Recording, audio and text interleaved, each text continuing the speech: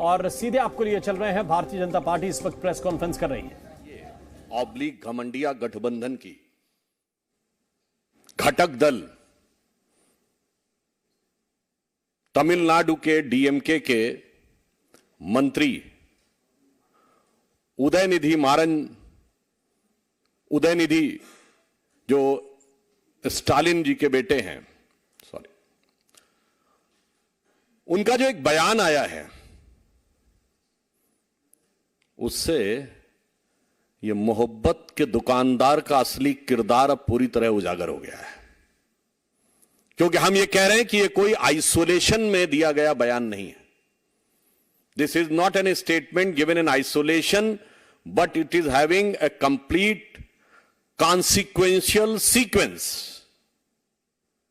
आप पिछले कुछ समय से देखिए, बिहार के शिक्षा मंत्री पहले हिंदू धर्म ग्रंथों के बारे में बयान देते हैं, ये भी INDIA ऑब्लिक घमंडिया के घटक दल है। फिर उत्तर प्रदेश में स्वामी प्रसाद मौर्य अभी चंद दिन पहले हिंदू धर्म धोखा है बोल चुके हैं। याद करिए, इससे पहले कर्नाटक में वर्तमान में PWD मिनिस्टर सतीश झारकीवली, जो कांग्रेस पार्टी के हैं, मुख्य घटक घमंडिया गठबंधन का, ये बोल चुके हैं हिंदू शब्द बड़ा गंदा है, जब ये कार्यकारी अध्यक्ष हुआ करते थे कर्नाटक प्रदेश कांग्रेस के। गोपाल इटालिया, जो इस समय आम आदमी पार्टी के महासचिव हैं, जो गुजरात आम आदमी पार्टी के अध्यक्ष हुआ करते थे, वो बोल चुके हैं कि मंदिर नहीं जाना चाहिए, देवी देवताओं की पूजा नहीं करनी चाहिए। और अब उससे पूर्व के भी दौर की बात याद करें तो जब ये सत्ता में थे, जैसे आज आदरणीय गृह मंत्री जी ने बात याद दिलाई है कि क्या कहते थे, मुस्लिम should have first right over the national resources of India. इन्होंने अपने मन से तथा कथित हिंदू आतंकवाद की पूरी थ्योरी गढ़ ली थी। याद करिए, जनवरी 2013 यूपीए सरकार के गृह मंत्री सुशील कुमार शिंदे जयपुर में यह बयान देते हैं कि हिंदू टेरर कैंप्स चल रहे हैं, और जब सदन में उनसे पूछा जाता है, आप होम मिनिस्टर हैं, आपने बयान दिया है तो सबूत दीजिए, तो अपना स्टेटमेंट विड्रॉ कर लेते हैं कि मैंने ऐसे ही कहा था। इसलिए ये जो घटनाएं हैं ये केवल ऐसे ही नहीं हो रही हैं। इससे पूर्व भी तमिलनाडु में कोलत्तूर गांव, पेरंबूर जिला, वहां पर कुछ साल पहले यह कह दिया गया कि मुस्लिम समाज की आबादी 70% हो गई है तो मंदिरों में पूजा नहीं होनी चाहिए, क्योंकि उनकी धार्मिक भावनाएं हर्ट होती हैं। और इसी गठबंधन के घटक दल डीएमके की सरकार ने उसे एक्सेप्ट कर लिया। वो तो मद्रास हाई कोर्ट ने इंटरवीन किया कि किसी भी समुदाय का बहुमत हो गया है, इसके आधार पर दूसरे समुदाय की पूजा नहीं रोकी जा सकती। केरल से कश्मीर तक सेकुलरिज्म के सारे सूरमा मुंह में दही जमाकर बैठते रहे। और आज जो एक घटना हुई है जिस पर हम आपका ध्यान आकर्षित करने के लिए आए, इस पूरी श्रृंखला को देखिए। और ये जो घटना हुई है, इसमें तमिलनाडु के मंत्री उदयनिधि जिस कॉन्फ्रेंस में पार्टिसिपेट कर रहे थे, उस कॉन्फ्रेंस का शीर्षक क्या था? इरेडिकेशन ऑफ सनातन धर्म। यह कोई बाई चांस मुंह से निकला बयान नहीं था, यह बाकायदा एक कॉन्फ्रेंस हो रही है जिसका शीर्षक है इरेडिकेशन ऑफ सनातन धर्म। हिंदी में कहेंगे सनातन धर्म का समूल नाश। इरेडिकेशन की हिंदी हुई सनातन धर्म का समूल नाश। और ऐसा भी नहीं कि वो सीधे बयान दे रहे थे, आप सबने वो क्लिप देखी होगी, पढ़ रहे थे कागज से। इसका मतलब it was well thought after, well written, with a proper design, with a proper conclusion. और यह भी मुझे आश्चर्य हो रहा है, मुंबई में बैठक खत्म हुई और 24 घंटे में धमाका। मैं पूछना चाहता हूं कि ये उदयनिधि को किसने लिख के दिया था कागज, और इसमें इस गठबंधन का क्या रोल है?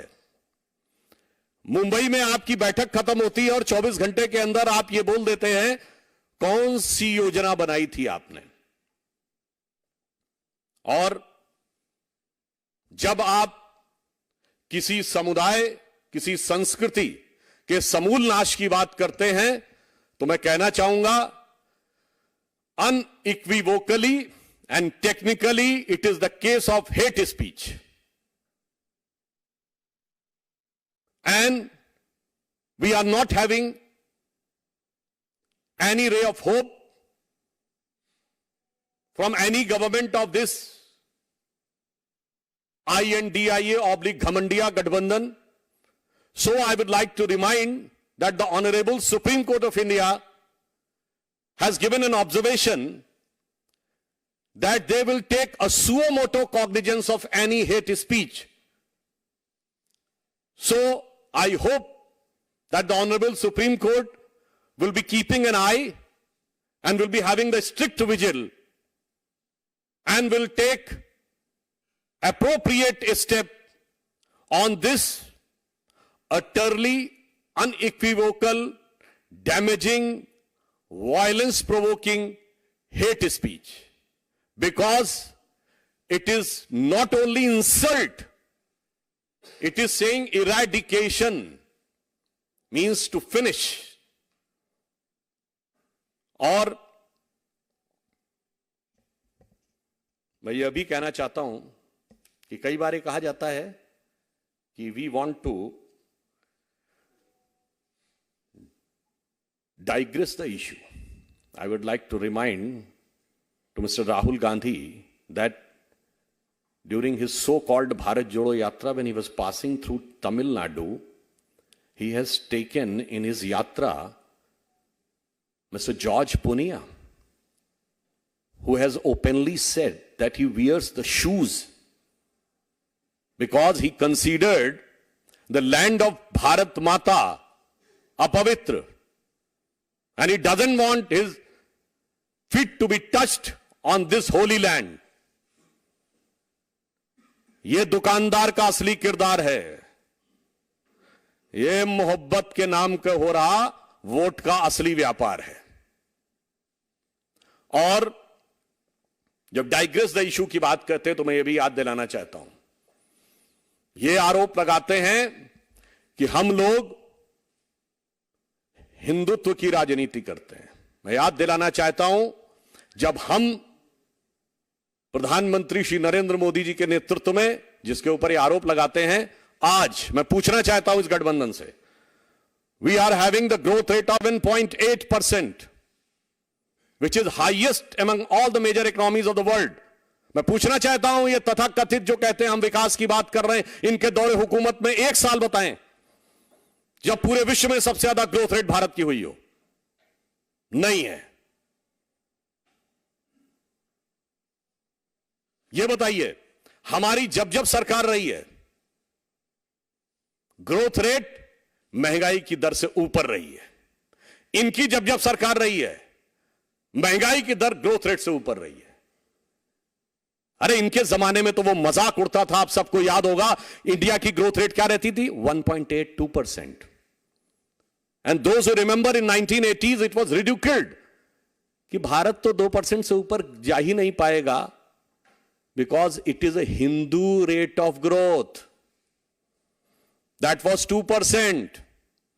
और ये वो तब था when they were having almighty, all powerful 2/3 majority government of Srimati Indira Gandhi's 70s 1 to 77.